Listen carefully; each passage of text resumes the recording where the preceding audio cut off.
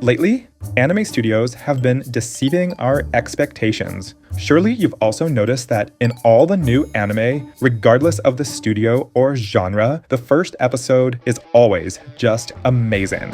Seriously, you start a new, ongoing, expecting to see a piece of trash, and then bam! Incredible animation, awesome music, cliffhangers at every turn, and even the dialogues aren't that, and you think, finally, something decent. And then you watch the second episode, and it's kind of...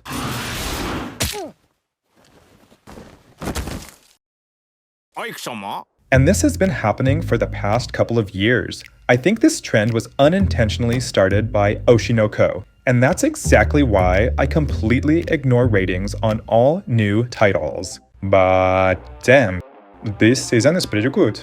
Demon Slayer wrapped up another arc and showed us the best animation ever seen. Just look at that explosion. It looks better than in the Nolan movie, which is, well, all about explosions.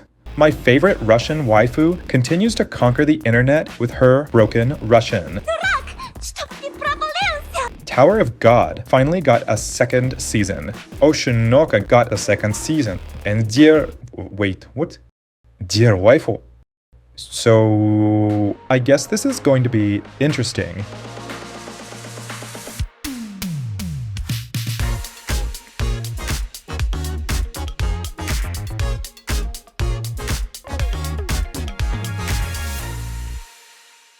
Wistoria, Wand, and Sword.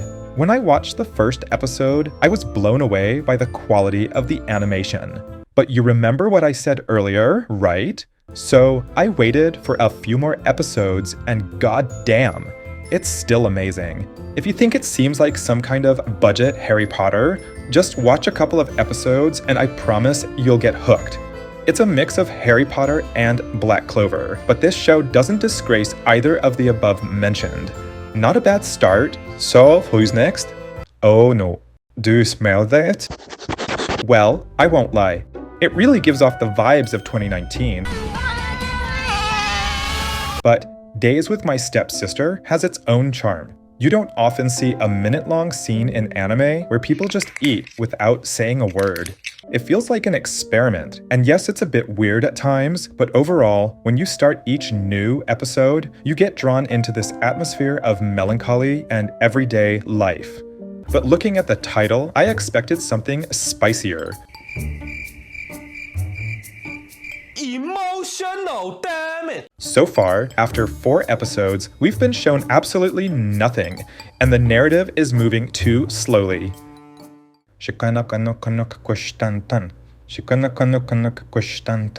My dear friend Nokatan, this is probably the weirdest and most bizarre anime, not only of the summer season, but of the last few years. It's so cringe that it's good.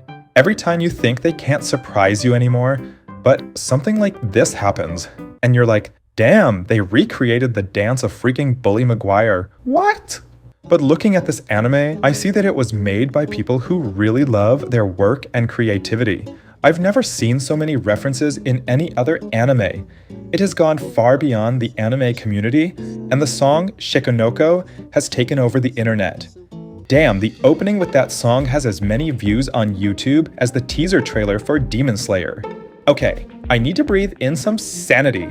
Let's see what else we have. How to Become Ordinary. Another visual masterpiece from the creator of Hyokan. Turn off your brain for seconds and just look at this animation.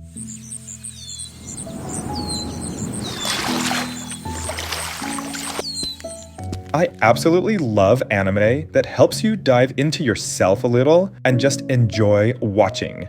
This anime is not one of those that will throw action at you in the first episode. No.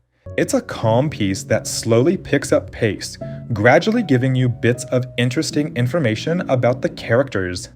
The main guy wants to become an ordinary person and just enjoy everyday life. But it turns out he was quite a jerk in the past and loves solving mysteries, even those he wasn't asked to solve, which caused him quite a bit of trouble before. His friend, at first glance, seems like a sweet girl who is ready to destroy you for dropping her cakes. Yes, cakes. limited edition cakes that will only appear next year. I think with each episode, the story will only get more interesting, and I have a feeling that by the end, we'll even get to shed some tears. Oshinoko, Season 2. Listen, I know I previously mentioned that this show set a not-so-great trend, and I truly believe we were all brutally deceived when they dropped an insanely interesting setup in the first episode for a whole fucking hour. I still think the manga author periodically forgets the main goal of our hero, which is to avenge the murder of his former mother. But damn it, this anime ended up in the right hands. Despite the fact that the entire second season is essentially dedicated to a freaking theater production, the quality of the animation, music, and direction is just amazing. And despite all its flaws, those eyes literally make you keep watching this show. Let's move on. What's this? Oh no, another isekai about a high school guy. Wait, the main character is the legendary Japanese classic writer Osamu Dazai, who got isekai'd along with his significant other during a double suicide, and his superpower is that he's so apathetic and toxic that it kills any monsters around him. What is going on here? Nevertheless, I absolutely love this series, especially the main character. It's rare to find a good isekai nowadays, especially with an adult main character who resonates with me so well. Wait, what? Finally, it's finally happened. And we have an anime where the blue-haired heroine with and a shortcut finally finds her happiness. Girls, did you hear that? She did it. And she has to pay off the main character with meals because he paid for her a few times at the cafe. What a jerk! Can't you spare some money for a poor blue-haired girl? She's already heartbroken. She's in love with her childhood friend who rejected her in the most cliched scene imaginable. Okay. Nevertheless, I think we're in for one of the best romantic comedies of this season. Pseudo Harem, I think this anime is going to make it into my top 10 of the year. I haven't laughed and been so charmed by something on screen in a long time. When I read the title of this anime, I thought we were in for yet another harem romance about a character who sequentially wins the hearts of 10 girls. But no, it turns out to be a very sweet anime with Horimiya vibes. It's about a guy, Eiji Kitahama, who works on props in the drama club, and a new student, Rin Nanakura, who has the most amazing superpower on the planet. She imitates an entire harem for the main character. Of course, in real life, we would think this girl has multiple personality disorder or bipolar disorder, but within the anime framework, it's an insanely cute love story of two characters gradually getting to know each other. The Elusive Samurai. An anime set in feudal Japan with an 8-year-old main character who is betrayed by half the village. His entire family was burned alive, and his own uncle executed his brother. Wow. I won't lie, this anime looks fantastic. The character design and their style are 10 out of 10. If they keep up the quality, I'll continue watching this series. 2.5 Dimensional Seduction. Here it is, an anime about our relatable guy who couldn't care less about real girls and those relationships. Yes, damn. Down with the real world. Long live 2D waifus. Oh no. Wait. It turns out she is just as obsessed with the same character as the main hero, and she even cosplays her. Fuck, this is a forbidden move that can make even the most hardcore otaku fall in love. Overall, there's nothing particularly special about this anime. It's a solid 7 out of 10. Okay. 7.5. Love is Indivisible by Twins. You know, this anime has a lot of good reviews, but for some reason, everyone overlooks one thing. Don't you think the main heroines are just using the hero like a football? I mean, you asked him out before your sister, so he would be yours. You dated for several months, and then, out of nowhere, you suddenly felt guilty towards your sister and decided to break up with him without even asking his opinion, and then you made him go on a date with your sister. And now this guy is literally forced to ask the second sister out, even though he still loves the first one. But she asked him to date the second sister. God, just sit down and have a proper conversation. What the hell? So, who's next? Another anime about a romantic relationship between a robot and a human? Is this another Plastic Memories? Whoa. I don't even know how to comment on this anime. If you don't know what secondhand embarrassment is and always wanted to experience it, just watch the main character of this anime. So, the next one is Damn. Again, another dose of cringe. Oh, wait. It looks like we might really be in for another Plastic Memories. This anime based on a visual novel, which you don't see too often. I read the reviews on Steam for this game, and if the creators stick to the canon, we might be in for a really good story. Just please don't kill her at the last moment. Please, she's so sweet. I can't take it anymore.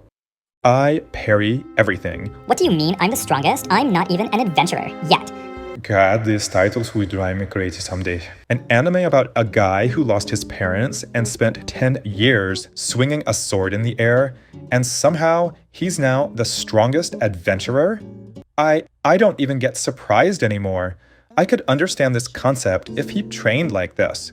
But come on, you just spent 10 years swinging at wooden swords hanging from a tree.